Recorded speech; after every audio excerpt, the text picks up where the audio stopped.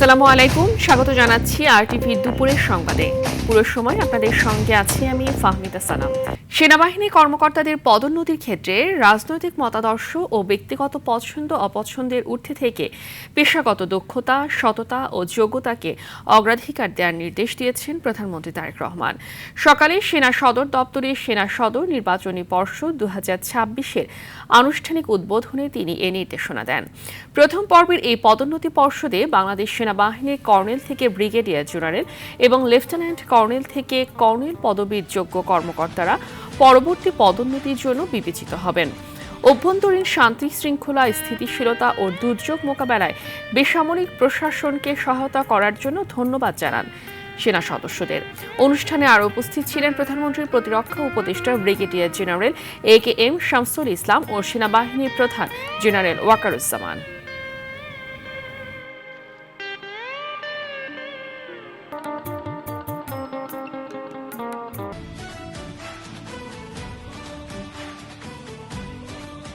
রাষ্ট্রপতির পদ ছাড়াই ফৌজদারি অপরাধে সংবিধানের 51 অনুচ্ছেদ অনুযায়ী সুরক্ষা পাবেন না মোহাম্মদ শাহাবুদ্দিন।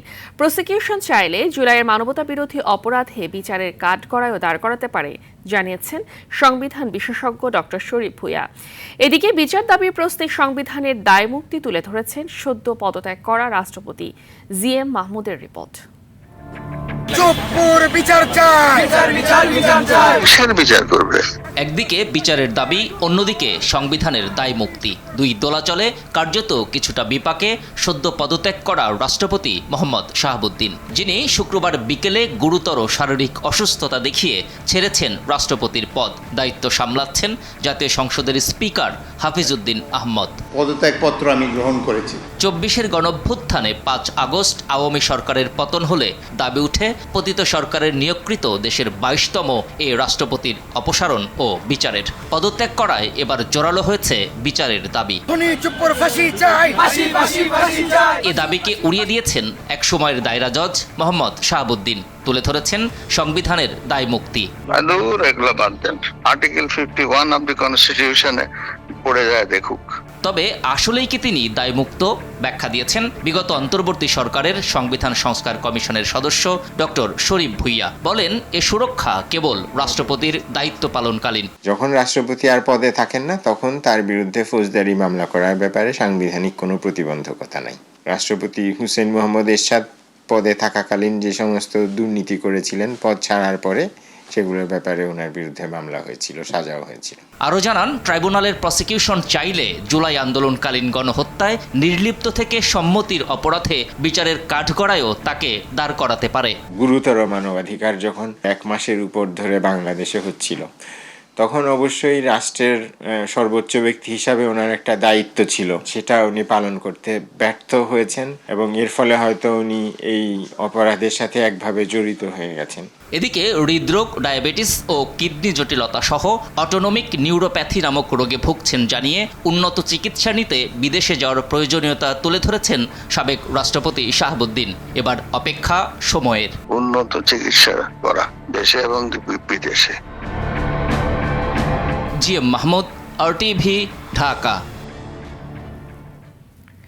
রাষ্ট্রপতির বিরুদ্ধে জামাত এনসিপির অভিযোগ আমলে নিচ্ছে না সরকার। আইন অনুযায়ী নিরাপত্তা সহ সব সুযোগ সুবিধা নিশ্চিত করা হবে বলে জানিয়েছেন স্বরাষ্ট্রমন্ত্রী সালাউদ্দিন আহমদ। সচিবালয়ে পুলিশের সাহসিকতা ও প্রশংসনীয় কাজের স্বীকৃতি স্বরূপ প্রদান শেষে এসব কথা বলেন তিনি আরও বলেন, সাবেক রাষ্ট্রপতি হিসেবে তার সুযোগ সুবিধা আইনগত। রাষ্ট্রপতির সাথে পতিত শেখ হাসিনার সাথে ফোন আলাপের বিষয়ে কোনো তথ্য সরকারের কাছে নেই। মন্ত্রী বলেন, কিছু অনিয়ম ও ত্রুটি পুলিশ সপ্তাহে থাকায় পুলিশ পদক দেওয়া হয়নি, যাচাই বাছাই শেষে দেওয়া হচ্ছে। এ সময় ব্যাগসহ বিদেশি পাসপোর্ট উদ্ধার ও ছিনতাইকারীকে আটকে দক্ষতার পরিচয় দেয়া 9 পুলিশ সদস্যকে পুরস্কৃত করেছে স্বরাষ্ট্র মন্ত্রণালয়। যারা তার বিরুদ্ধে বক্তব্য দিচ্ছে তাদের সেটা অধিকার আছে। আমরা গণ অভ্যুত্থানের পরবর্তী সময়ে কি প্রত্যাশা করি? রাজনৈতিকভাবে মানুষের কথা বলার স্বাধীনতা থাকবে, আমলে নেওয়ার মতো কোনো বক্তব্য ওখানে নাই। সাবেক রাষ্ট্রপতি হিসাবে তিনি আইন অনুযায়ী যা সুযোগ পাবেন সেটা অবশ্যই পাবেন এবং তার প্রোটেকশনের জন্য SSF, PGR সহ এটা 6 মাসের একটা বিধান আছে, সেটা 6 মাসের তিনি তাদের সুযোগ পাবেন, মানে প্রোটেকশনের সুযোগ পাবেন।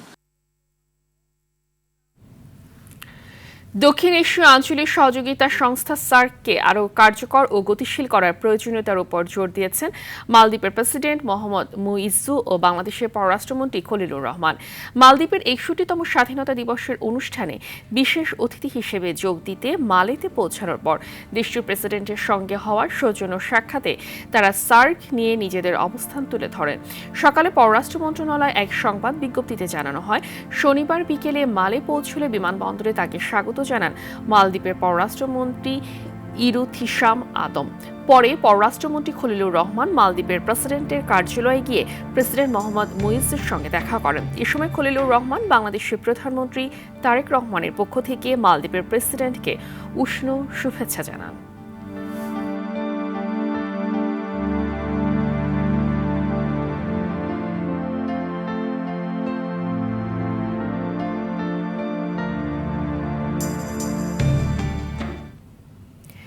নবীনদের হাত ধরেই এগিয়ে যাবে উচ্চশিক্ষা ও গবেষণা।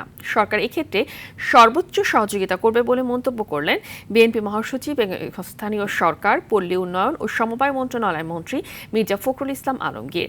রাজধানীর শেরেবাংলা কৃষি বিশ্ববিদ্যালয়ে নবীন শিক্ষার্থীদের ওরিয়েন্টেশন ও কর্মশালায় এ কথা বলেন তিনি। অনুষ্ঠানে আরও বক্তব্য রাখেন প্রধানমন্ত্রীর শিক্ষা উপদেষ্টা ডক্টর মাহদি আমিন। সভাপতিত্ব করেন বিশ্ববিদ্যালয়ের উপাচার্য অধ্যাপক ডক্টর আব্দুল লতিফ। অনুষ্ঠানে বিশ্ববিদ্যালয়ের শিক্ষার্থীদের আনুষ্ঠানিকভাবে বরণ করে নেওয়া উচিত। উচ্চশিক্ষা, গবেষণা, নেতৃত্বের বিকাশ এবং ভবিষ্যৎ কর্মজীবন গঠনে বিভিন্ন দিক নির্দেশনা দেন অতিথিরা।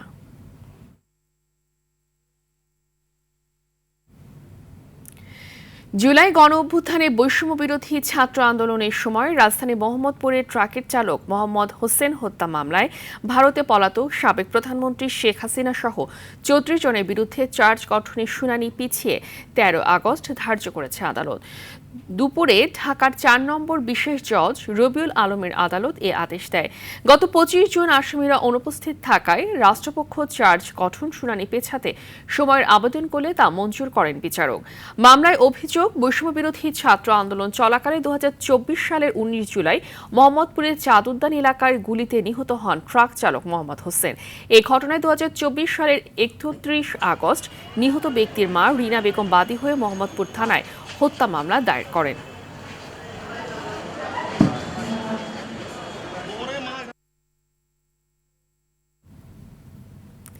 তেলের পর গ্যাসের সংকটে নাকাল রাজধানীবাসী। ফিলিং স্টেশন থেকে শুরু করে বাসাবাড়ি সবখানি দীর্ঘ অপেক্ষায় নগরবাসী।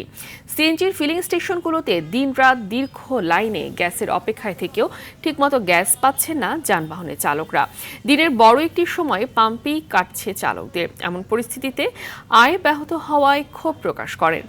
এখনও কারিগরি ত্রুটির সমাধান হয়নি এলএনজি টার্মিনালের। সিএনজি স্টেশন সংশ্লিষ্টরা বলছেন, সারাদিনেও প্রেশার না ওঠায় লাইনে গ্যাসই থাকছে না।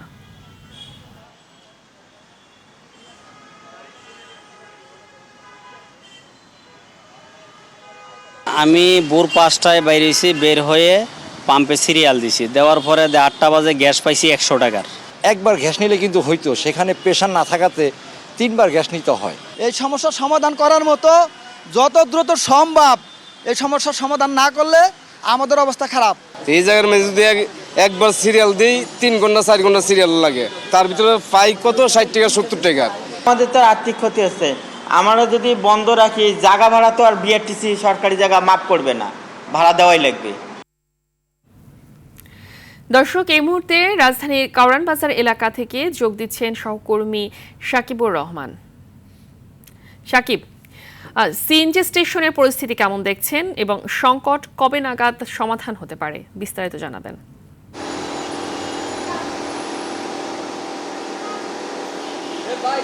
ফাহমিদা, আসলে সংকট কবে নাগাদ শেষ হতে পারে বা সমাধান হতে পারে সেটির উত্তর আসলে কারোরই জানা নেই, যেহেতু সরকারের পক্ষ থেকে কোনো ধরনের কথা বলা হয়নি এখন পর্যন্ত যে কবে নাগাদ এটির সমাধান হবে, যার কারণে আসলে পাম্পের যারা মালিক রয়েছে, সংশ্লিষ্ট যারা রয়েছেন তারা বলতে পারছে না। তারা শুধুমাত্র তাদের যে গ্যাস যখন তারা দিচ্ছেন সেই বিষয়টি তারা জানাচ্ছেন যে সকাল থেকে বা সারাদিন যখন তারা গ্যাস সংযোগ দিয়ে থাকেন তখন বিভিন্ন ধরনের সমস্যার মধ্যে পড়তেন, বিশেষ করে চাপ না থাকার কারণে আসলে সঠিকভাবে গ্যাসের সরবরাহটি তারা করতে পারেন না। এবং সিএনজি চালক যারা রয়েছেন বিশেষ করে তারা বলছেন তাদের সারাদিনের যে চাহিদা সেই চাহিদা অনুযায়ী আসলে তারা সেইভাবে গ্যাস দিতে পারছে না। এছাড়াও বিশেষ করে যারা গাড়ির চালক রয়েছেন তারা বিভিন্ন সময়ে উবারে এবং রেন্টে কারে চলাচল করে থাকেন, তাদেরও একই সমস্যা হচ্ছে।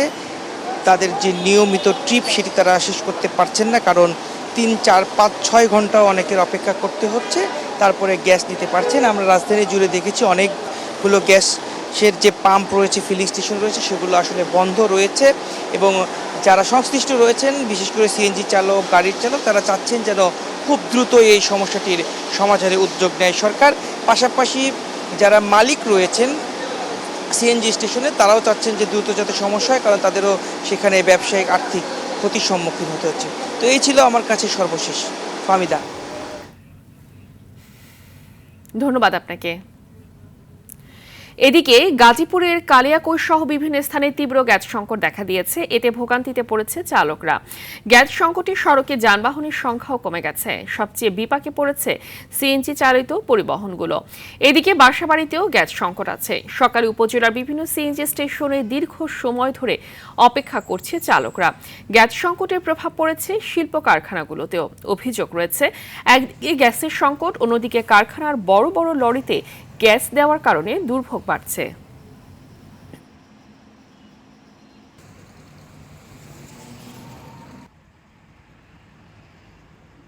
গ্যাস ছাড়াই যান না, এরা ধরে যায় বয়ে থেকে, আর কি করবো?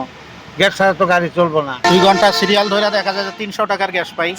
কন্টেনারগুলোর কারণে ওইদিকে আমরা গ্যাসের প্রেশার একটুও পাই না, এদিকে একটু হলে পাই, কিন্তু ওদিকে একেবারে বাজে অবস্থা।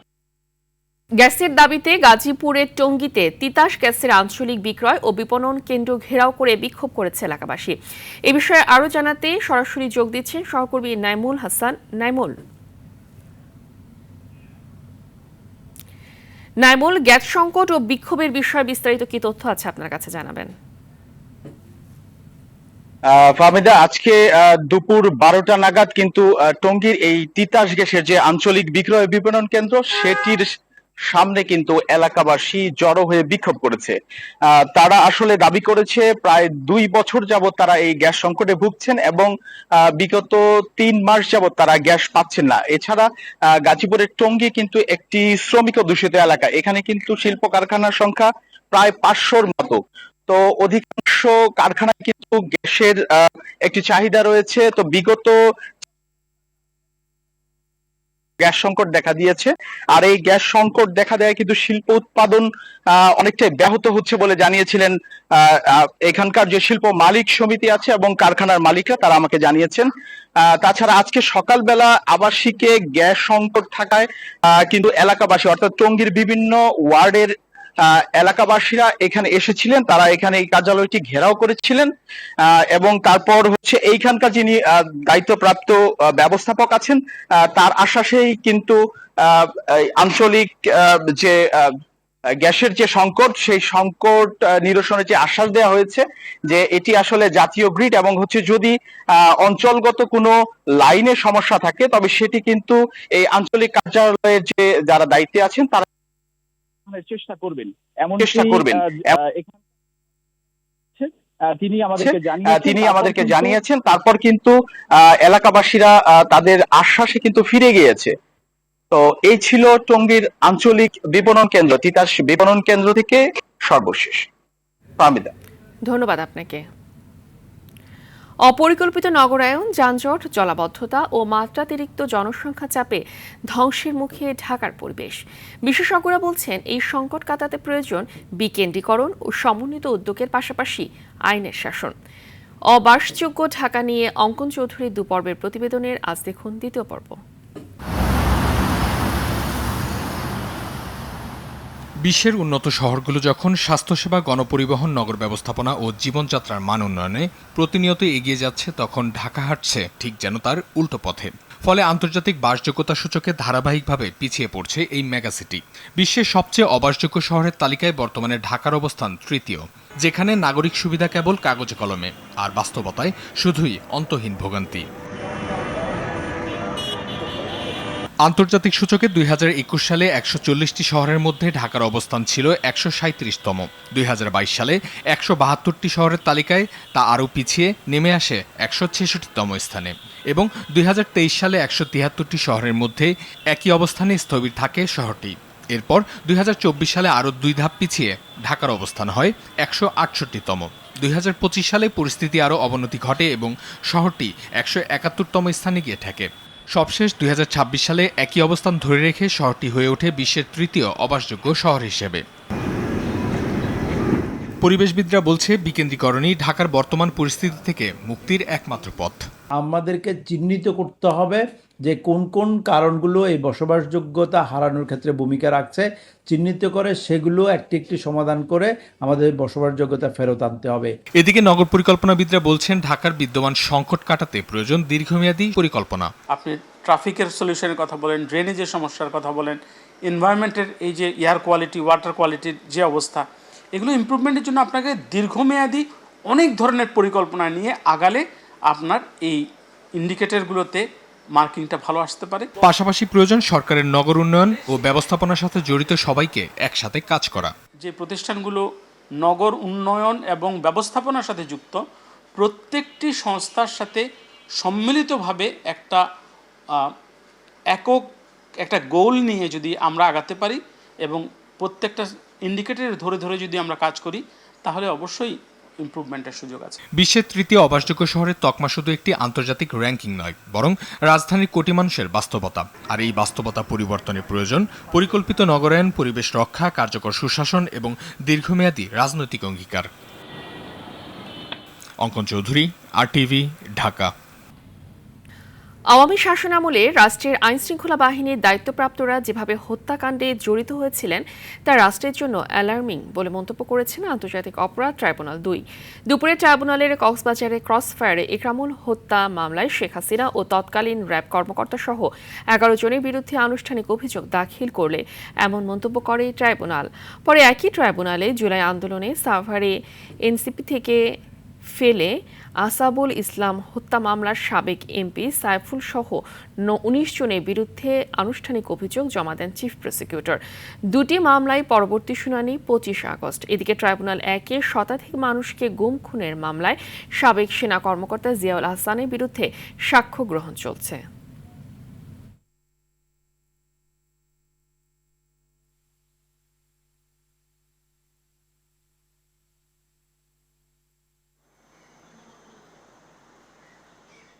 উনিশ জনের বিরুদ্ধে আমরা আমাদের ইনভেস্টিগেশন এজেন্সি তাদের বিরুদ্ধে প্রাথমিক অভিযোগ পাওয়ার পর আমার কাছে রিপোর্ট দাখিল করে এবং সেই অনুযায়ী আমি তাদের বিরুদ্ধে নিজে বাদী হয়ে আজকে ফরমাল চার্জ দাখিল করলাম।